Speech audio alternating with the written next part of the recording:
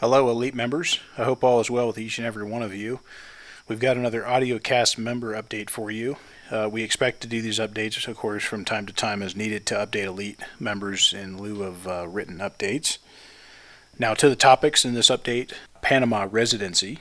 One of our members expressed interest on a key component covered in our Beyond Borders report. That is a second or even third residency outside of your home country. In our report, we had covered Nicaragua and Panama. Let's talk about Panama, as it is, in my opinion, the best possible option when all factors are considered for a residency. Panama has become, in our experience and in light of recent events over the past 2 years, probably the most stable jurisdiction in South and Central America. Economics are sound, GDP is sound, the cost of living are good, and the taxation is respectful. Prices for real estate remains selectively attractive. When all considered, for a top jurisdiction, Panama makes a lot more sense than many other jurisdictions in the area which carry more risk. To give some examples, first, the cost to obtain residency is probably the cheapest and fastest over any other jurisdiction. Not only that, Panama provides a permanent residency that does not expire, where most other jurisdictions require renewals, which can be very inconvenient. I would just say again, it is probably the cost to obtain residency is probably the cheapest and the fastest over any jurisdiction, unless you have a significant amount of capital to throw at some other program. Second, we've not seen mountain infrastructure like what Panama has when comparing to other Central American countries such as Costa Rica, Nicaragua, Salvador, Honduras, Guatemala, and Belize. We can't speak for all of the South American countries, however, infrastructure in Panama is among the best. In Panama, there are at least 2 key higher elevation mountain towns that have paved roads, access to consumables like grocery stores, gas stations, hardware stores, and basic services like medical clinics. You have good power, access to internet, 4G cell phone service. It's really hard to get those things in many Central American jurisdictions when you are looking for a higher elevation, lower temperature mountain setting. Of course, if you are seeking more tropical beach environments, Panama offers both the Pacific and Caribbean, typically about 4 hours from each other if you had to travel across the country from the Caribbean to the Pacific. If you live in the mountains, Pacific beach access is usually no more than 2 hours away. Infrastructure along the Pacific coast of Panama is built out in most areas, especially as you get closer to Panama City. Back to the mountain towns, if that is for you, take a look at a town called Boquete. Also, where I spend most of my time, a smaller, quieter town called Volcan. So Boquete and Volcan, you can internet search and come up with those quite easily. For those who like the beach environments, there is plenty to choose from. Either way, I highly suggest you visit the country at least a few times before making any big decisions on that front. Moving on, the tax side is pretty simple. First, you pay a consumption tax known as the ITBMS in Panama. That's 7% on select products and services, but not everything. For example, medicine and so forth is not taxed. There's other items as well. Next, there is the property tax in Panama. However, under certain conditions, you can pay no property tax in some cases on existing properties that have tax exemptions. For example, the house that we're actually renting, the landlord pays no property tax until 2028 and forward. That's a great incentive to encourage new investment. If you prove primary residence and the value of your residence is $120,000 or less, there is no property tax. The base value also applies to higher values where the first $120,000 can be exempted.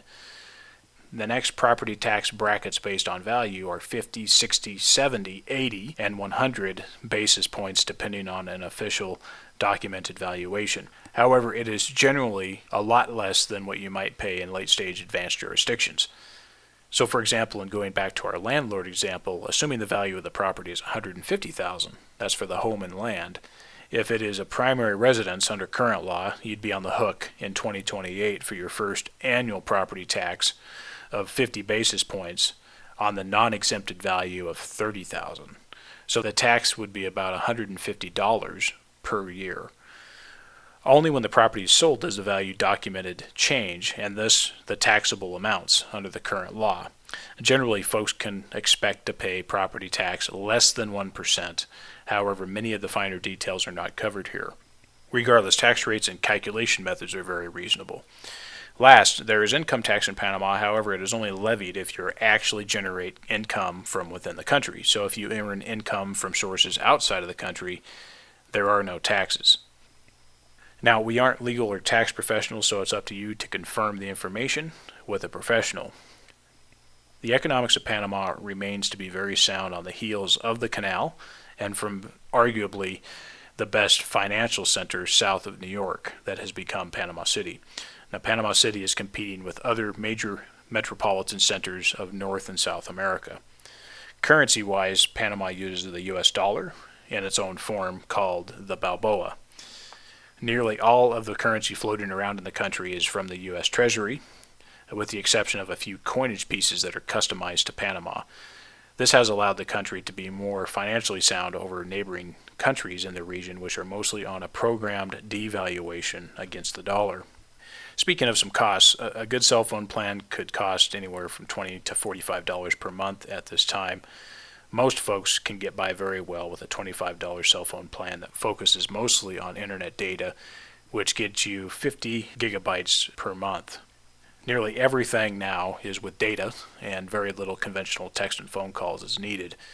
On the energy front, the cost is approximately 23 cents per kilowatt hour, so if you're not running AC and you have lower usage appliances, you should be around 35 per month for electricity.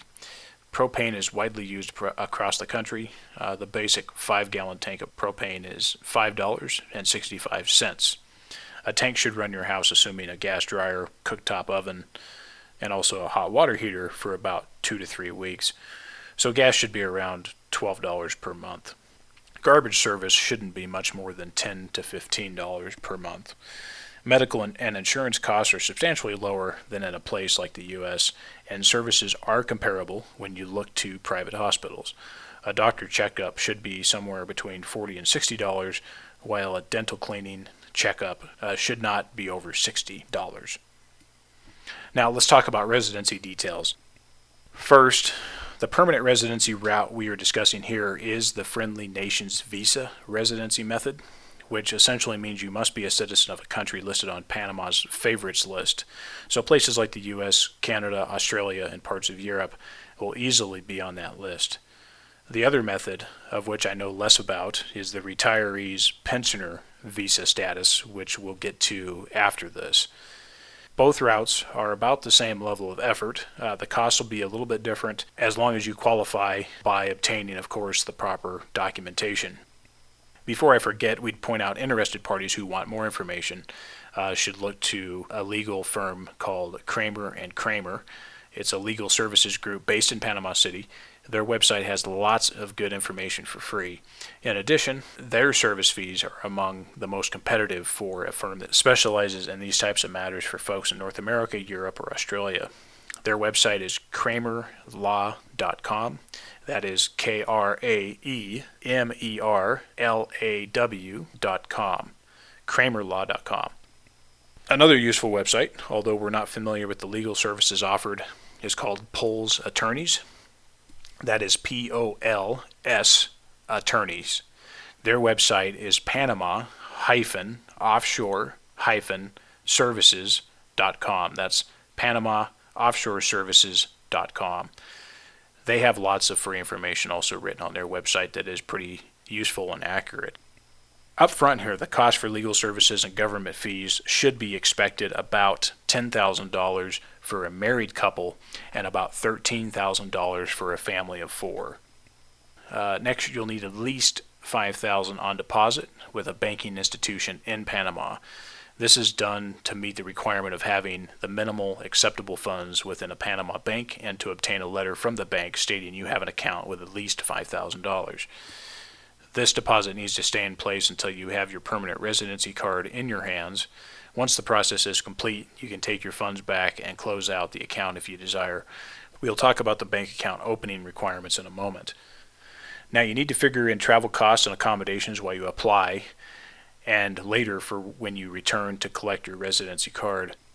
Initial application visit can be done in 2 weeks or less, assuming a family of 4 from North America. The cost for hotels, food, airfare, and a bit of hanging around in the city, you should estimate around $7,600 in travel accommodation costs. If you have all of your documents in order and you've done all your preparatory work, you should be able to do everything within 2 weeks or less. Prior to traveling to Panama City to apply, you need to collect the following documents in your home country. First is a criminal background check. This should be issued by an agency that performs a nationwide check on your history. For example, a U.S. person would use an FBI background check using FBI form I-783 or submitting a request online. Once you have the document, you then need to have it apostilled by the proper authorities. In this case, under this example, in the U.S. for a federal document, the Department of State can do the apostille. The original document here is all that is needed. All of the documents originating in your home country for purposes of the application should be apostilled. If you are married and applying with your spouse, you need to have an original marriage certificate apostilled. If you have kids and are applying for them, you'll need an original birth certificate for each of them apostilled. Here, you should be able to obtain an additional original in the event you only have one original in your own files. So if you only have one set of certificates, obtain one more so that you have an original for yourself. Do not expect to receive any of the submitted documents back from the Panama migration authorities. Next, each adult applying, you'll need to bring along 2 forms of identification, one of which must be your home country passport. We suggest making 2 copies as well to carry along. For children underage, their passport is sufficient for ID purposes. You also need some other form of identification, which of course probably most likely would be a driver's license. Obtain 5 passport quality photos for each person applying. Bring those along. Now let's move over to the bank account specific requirements. Upon opening of the account, you'll need to fund it with at least $5,000. So the best way to do this is fund it by cash, a deposit in person. We suggest you bring along enough cash with you to cover this deposit, and that you also have good ATM access to withdraw a capacity of at least $1,000 per day in the event you decide to make cash withdrawals in Panama using ATMs to cover the opening deposit. Generally, you should be able to pay for all of the other services with a credit card, including the legal services, but you should have plenty of ATM capacity for backup purposes. We don't recommend wire transfers or any type of check deposits due to the clearing times. You'll need a bank reference letter from the existing bank you do business with. The letter should reference your name, length of time the account has been open, a statement that the account is in good standing, and at least the last 4 digits of the account number, if not the whole account number.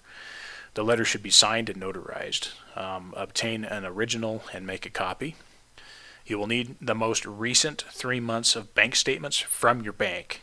A printed color copy of your official statement should work just fine with no need to notarize. Next, a full copy of your recent tax filing. Again, no need to notarize. You then need a letter from a CPA that certifies your monthly or annual income. The letter should be addressed to the bank you plan to open the account. It should clearly have your full name stated and passport number. The letter should be signed, of course, with the contact information for the CPA. You should have this letter notarized. The next banking requirement is a letter from the local Panama legal firm that states you are in the process of applying for residency and that you seek to open a Panamanian bank account for that purpose. The letter should state your full name and passport number. The legal firm should be able to provide this to you in advance by email, but you can also get the original upon your arrival. Make sure you have a copy for your file. Of course, you will need to bring 2 forms of ID along when you apply for the bank account.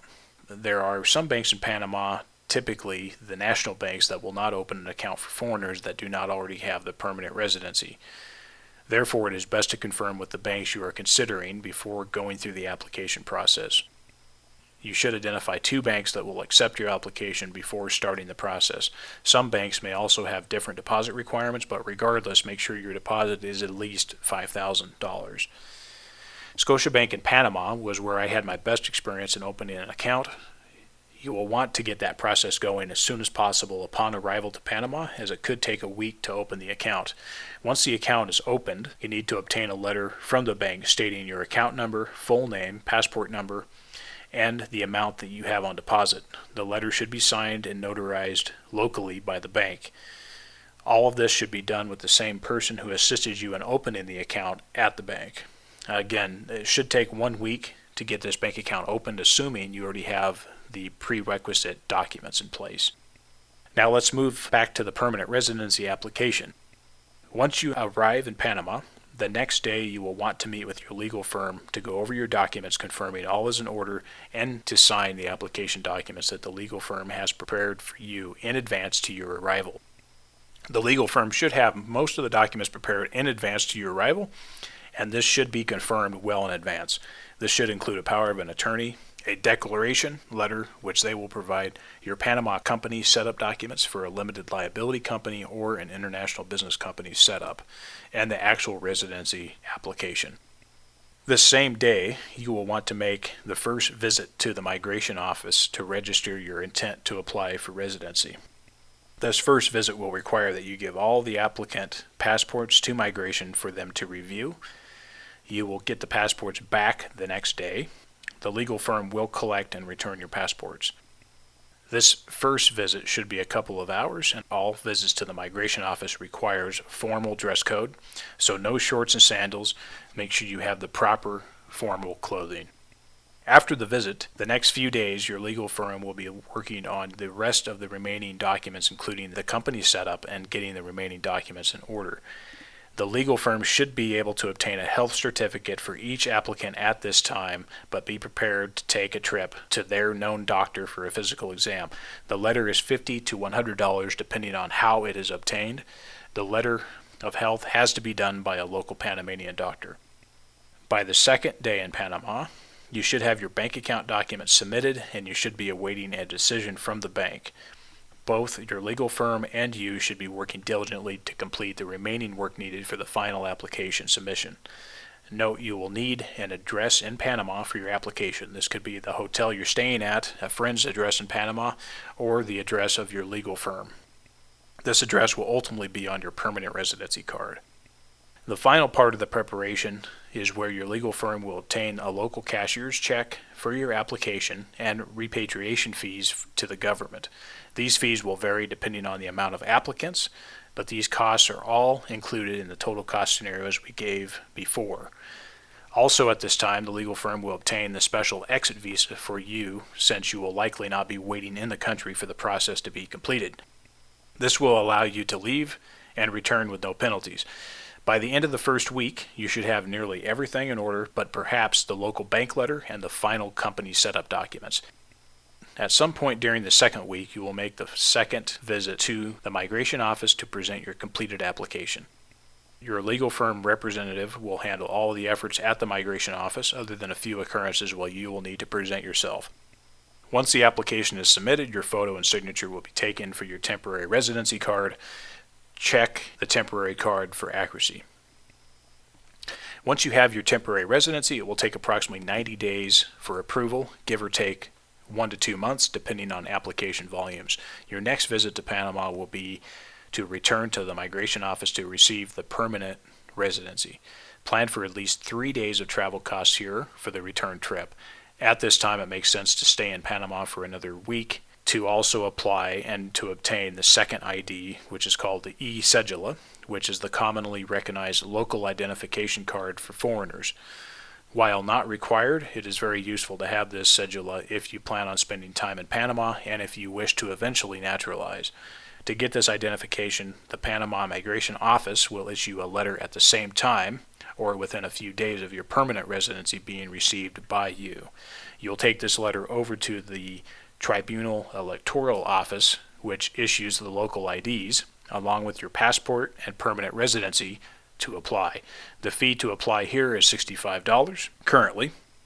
We understand it will take a few weeks for the cedula to be ready. However, this office can mail the cedulas locally, or if you are using your legal firm for assistance, they can pick up the IDs and mail them to you. Now, the permanent residency does not expire, but it can be revoked if you commit a serious crime or if you don't visit Panama at least once every 2 years. If you're going to spend any significant time in Panama or wish to naturalize, we also suggest you obtain the local driver's license and also obtain a local tax ID number called a RUC or RUC number. The RUC number allows you to file taxes each year even if you are filing 0 taxes. This helps establish evidencing ties in the event you plan to obtain a Panamanian passport and citizenship in the future. We'll leave the details on the driver's license and the RUC for another discussion, but in general they are very easy and cheap to obtain, but do require some time and effort. Now, the company you set up under this process can continue to be maintained and renewed annually, or you can let the registration lapse after your permanent residency has been obtained. Maintenance costs are around $500 per year, so unless you plan on using the company for activities within 2 years, your maintenance costs will exceed the setup costs. Next, we want to touch on the retiree pensionado visa method for permanent residency. Now, this option will work for people who can prove a pension or Social Security benefit of at least $1,000 per month. There is no age requirement. If you buy local property meeting certain standards, you can drop the monthly requirement down to $750 per month. Adding dependent applicants will increase the monthly minimum requirement by currently $250 additional per month. So a family of 4 could result in another $1,000 per month requirement, in addition to the base $1,000. The application process is generally the same as we mentioned before, with the exception that no local bank account opening is required and no company setup is required. However, you will need to provide proof of pension or Social Security documents, and if you are using local real estate as part of your application, those documents need to be in order as well. If you are not using property that you own in Panama, then you'll need to provide a rental agreement or letter from a hotel proving your place of residence in Panama. So the cost is less, but the effort is about the same. We estimate, depending on how you apply for this, that your cost will be about $6,000 for a couple and about $8,000 for a family of 4. Of course, you'll need to figure in travel costs as well, which we also prior mentioned. This does not include the costs surrounding using a real estate purchase as part of your application. Obviously, that would come with further costs. Another interesting option here is to set up your own pension via a company, assuming you have enough funds to fund that company, proving a payout for life. So this is another route if you have the capital, and will come with some additional costs of setup and documentation. A big benefit of this retiree pensionado status permanent residency is a considerable discount benefits on living costs, medical, travel, new vehicle purchases, and more, like exemptions on importation of personal goods and property when moving to Panama. The benefits Panama offers are among the best we've seen under this program. Regarding a Panamanian passport and naturalization, you typically can apply once you've had residency for 5 years unless you are married to a Panamanian or you have some other special connections in the country that might allow an earlier process. Now, we have correspondence with 2 credible legal firms based in Panama City that have provided pricing, information, and requirements. If any member wants that information, we can send it to you upon request. Send the request to our main customer service email, which is service@smithweeklyinternational.com. Now, we found slight discrepancies on some of the requirements stated from the legal firms, such as quantity of copies, but what we've mentioned here will suffice. You also must double check the requirements with the legal firm you decide to go with to make sure everything is covered. Do not rely solely on what we've said here, as the requirements could change, so just make sure you double and triple check. With any legal service you use, make sure everything is documented and that each party confirms they understand the total costs of the services. We can't stress that enough. Make sure that you understand the total cost and they explain to you what the total costs are and everybody is clear. Also, confirm the exact payment terms and when progress payments are required. Never pay 100% of the costs up front. We've found that it is best to have all information confirmed up front before starting the process or even spending a dime. All documents should be scanned as well for your own file and for future reference. Probably the best way to do this is to get on your smartphone and look up the CAM scanner application. That's probably the best way to scan these documents and keep a copy for yourself. A few other points. The Santa Maria Hotel Resort is a good option if you prefer a location not directly in downtown and closer to Tocumen International Airport, but not too close. It's a good location that's kind of between downtown and the airport. This place is about $140 per night and is a pretty good setting. There are other major brand name hotels in downtown. I like to use private driver transports in Panama City. They are about $20 per hour, and we know of one reputable contact for private transport. Otherwise, taxis are plentiful. Panama City is quite large and has lots of food options, tourist attractions, etc. There are also food service apps you can get on your smartphone where you can order food from your smartphone and have it delivered to your location. Now, we see Panama as a very ideal place to obtain residency, and when you factor and weigh all of the benefits and costs, it is among the best in the world, unless, of course, you have lots of capital to throw at more exotic options like many of the higher-end island nation options who have programs, economic investment programs where you can literally purchase a passport and citizenship with a few $100,000. Now, on another residency topic, I've personally gone through the process for Nicaraguan residency. However, the costs are higher and the timeline can take a year or more. Not to mention the benefits are indeed less, and also you have to go through troublesome renewal processes every 5 years. So it is less attractive compared to Panama. Many other Central and South American countries have more complicated processes and timelines compared to Panama. That is where Panama is considerably a step above the rest. Don't get me wrong here, we like a number of countries, but Panama is hard to look past. Now, we've covered the major details and we'll leave it there. We want to say thank you to Jan V for bringing up the Panama residency. We'll leave it there for this Elite Member Update. We appreciate everyone taking the time today to listen in. Thanks for the support of our Elite members. Take care.